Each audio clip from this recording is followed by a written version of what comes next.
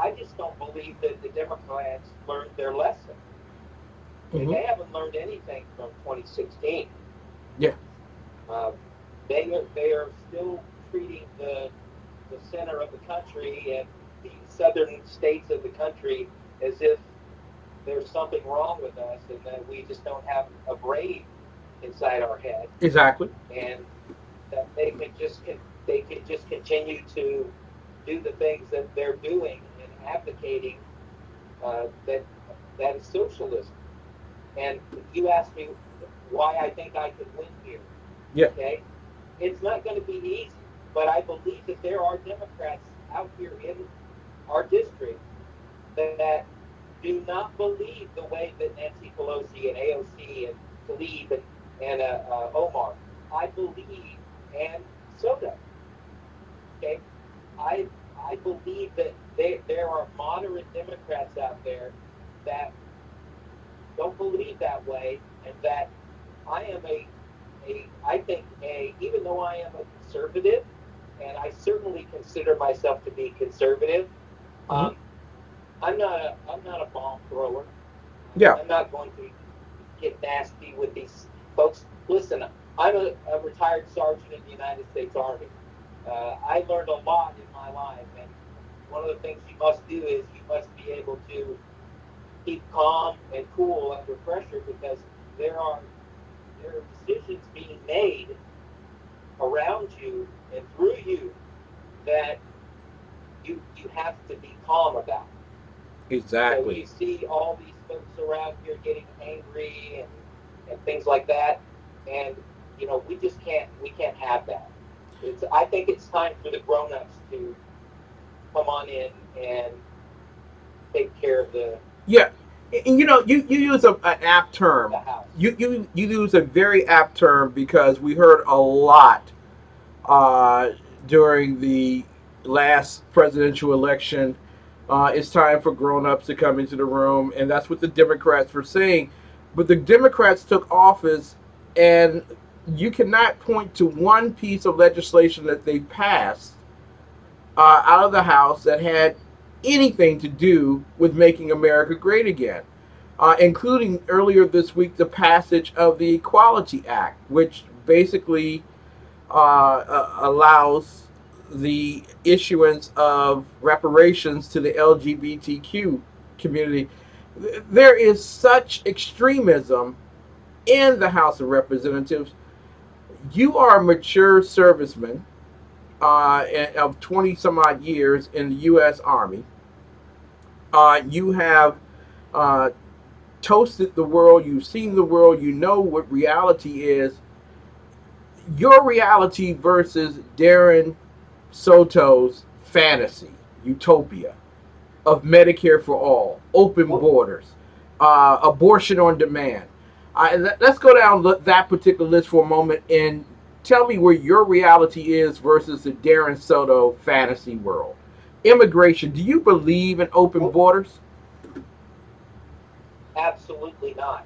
I do believe in immigration, but I do not believe in open borders. Mm-hmm. I believe that we should, and you know what? It's the saddest thing. I was earlier tonight. I was running through some different websites, and I came across clips of President Clinton and President Obama, and they're talking about how the immigration system is all broken and how it needs to be fixed. And it goes back to President Clinton's, goes back to President Reagan. Okay, we haven't fixed the problem, Yes. and you can't have a sane immigration policy until you get control of the border. We have to get control of our border, and we can't have situations where you've got people coming from all over the world, and they, I doubt that there's very many people anymore that even put in to just come in the regular way, because they know all you have to do is say, hey, I'm a refugee.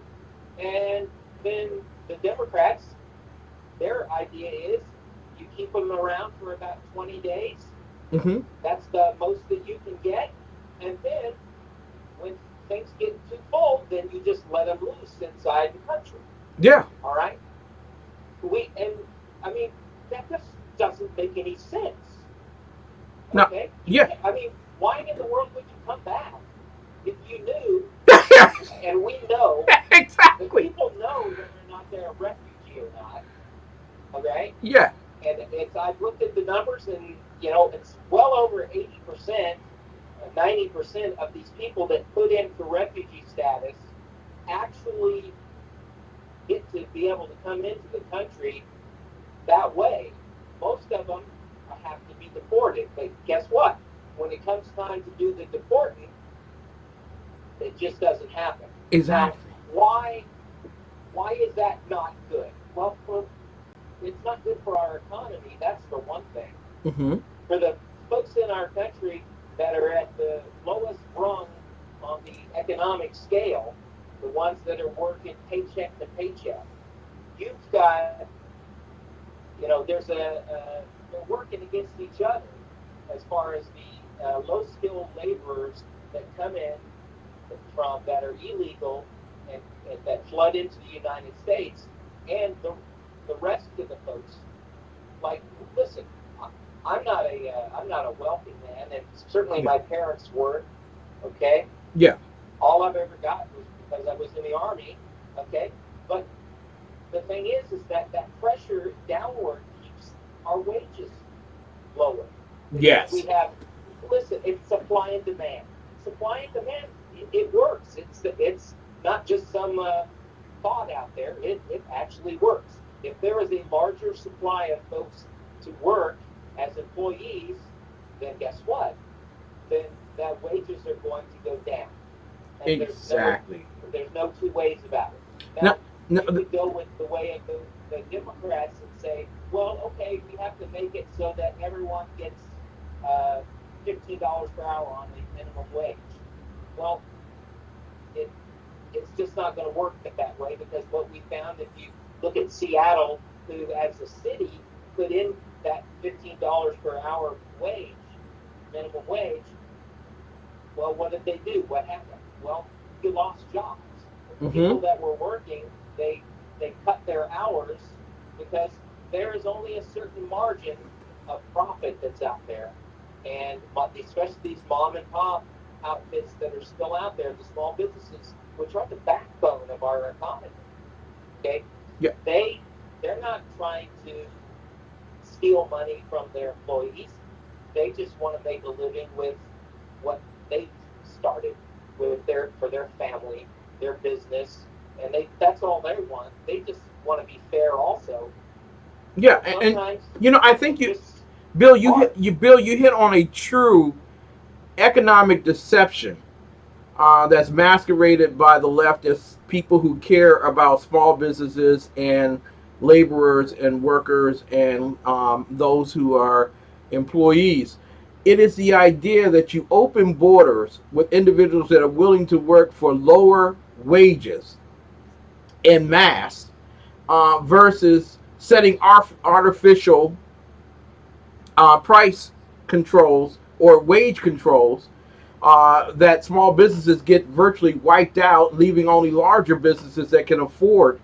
And then virtually you're making it impossible for good citizens to get jobs and keep jobs because you have individuals who are suppressing the wages by coming in illegally. You hit right on a single mark.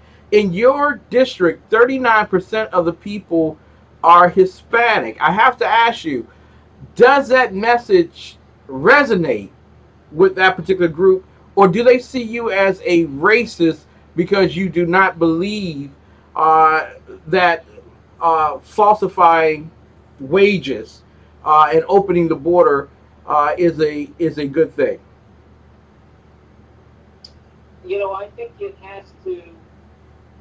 I just have to keep plugging away and keeping, and I've been trying to do this, go across the counties inside the district Mm-hmm. and just talking to people. Now, uh, as time goes by, I'm going to have to be able to get to more larger audiences. Yes. Um, But as it is right now, I'm just going out and talk because really there's not much else I think a person can do. Yes. All you can do is try and if someone says a certain thing, you have to.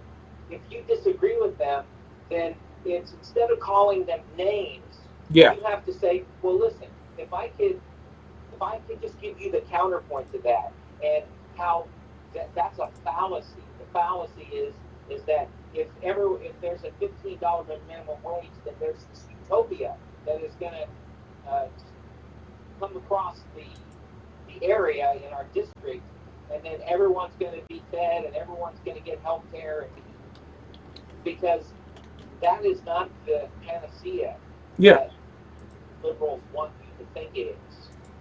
You know, we've seen what socialism does. To me, it is unbelievable that people can get suckered in to that the government can take care of you. Because I hate to break this to people, but the bottom line is that the government has no money. Yeah. The only money they have is they have money that they get from taxes from you and I. Okay? Mm-hmm. And even if they were to go, let's talk about the Green New Deal, okay? Even if you took every speck of every piece of money that anyone makes, all the richest people in the world, Yeah. okay, you're not going to come up with enough money to be able to implement this Green New Deal. And part of it is they want to be able to have people, if you're unwilling to work, they're going to pay you. Mm-hmm. Is Mm-hmm. that can that be the silliest thing that a person could ever say? Because who would work then? Who's going to work? We learned this at Jamestown, and I think isn't it the 400th 400th. anniversary That's just correct. in the last yep, in the last couple of days, and President Trump was down in Virginia talking about with the speech down there. Listen, Exactly. we should have learned, and it goes as back as far as Jamestown. If they tried socialism when we first came onto the continent, okay, the first couple of years that we were here, as far as the folks at Jamestown, it was a communal or a communist or socialist type of government. And what they found out is what everyone has always found out is that when you take away the incentive to do the work, then people start slacking off in the work. So you Exactly. may be a person that works hard, but then what happens is, well, you've got your neighbor right next to you who doesn't work hard. And when it comes time at the end of the year, you've got a pile of, back in Jamestown, a pile of corn, and you've got 100 ears of corn, and he has 2 ears of corn. Mm-hmm. But everyone gets it split the same way. And guess what that person that had the 100 ears before goes, well, why do I have to work so hard about this stuff? This other guy just lays around, and he gets the same amount of corn as I do at the end. Exactly. So I'm going to, and then what happens? Then they stop that incentive to be able to work is sapped. And and then it falls and spirals into Venezuela. Exactly. And you know the bottom line is as we prepare to close, I'm gonna. This won't be the last time you're on my show. I want to have you come back because I really believe that this is the time period to really get into urban America with a conservative message. Donald Trump did a wonderful job earlier this week, uh, shining a light on the U.S. House of Representatives leader in the Appropriations Committee and his district in Baltimore.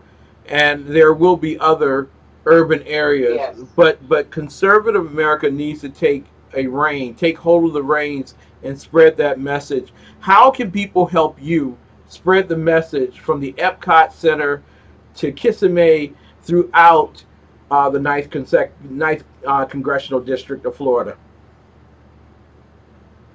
Well, what folks can do is they can, if they want to kind of get an idea of where my thought processes are, they can go to my website, which is www.billolson,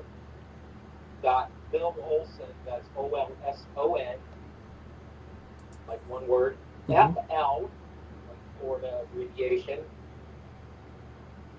.com. So that's www.billolson, billolsonfl.com. And you can take a look. And folks, I'm just gonna let me tell you that it's been kind of an eye-opening experience for me, Yes. and the kind of money that a person has to be able to raise. So if you could go there, and if folks, if you have that, if you look and you see that that's something that I am a worthy cause for you to be able to help, I would certainly appreciate it if you could send donations to that and go through there. And then I'm going to use that money, and I'm going to be a good steward of it, and I'm going to use it across the southern part of Orlando down into the Polk County and Osceola County areas and Orange County, and we're going to get out there and we're going to let. I'll tell you this: people are not. It's if they vote for me, they're going to vote for me. It's not because they don't know who I am. There you go. So I'm going to spend my time getting out there, and any help would be greatly appreciated. And one of the reasons is that we do this during the summertime because we could be like everyone else and just take the entire summer off, break or whatever, and then come back after Labor Day. But we all know that elections are pretty much drawn after Labor Day. You need to support conservatives like Bill Olson during this summer period to get them ready to go up against the machines that are trying to come into their communities and take away the freedom and liberties that our founding fathers gave us. Bill Olson, it was a tremendous honor and pleasure to have you on here. He is running as a Republican from the U.S. House 2020, Florida 9th District. Ladies and gentlemen, you can find him at votebillolson.com. Votebillolson.com. We'll be right back right after this.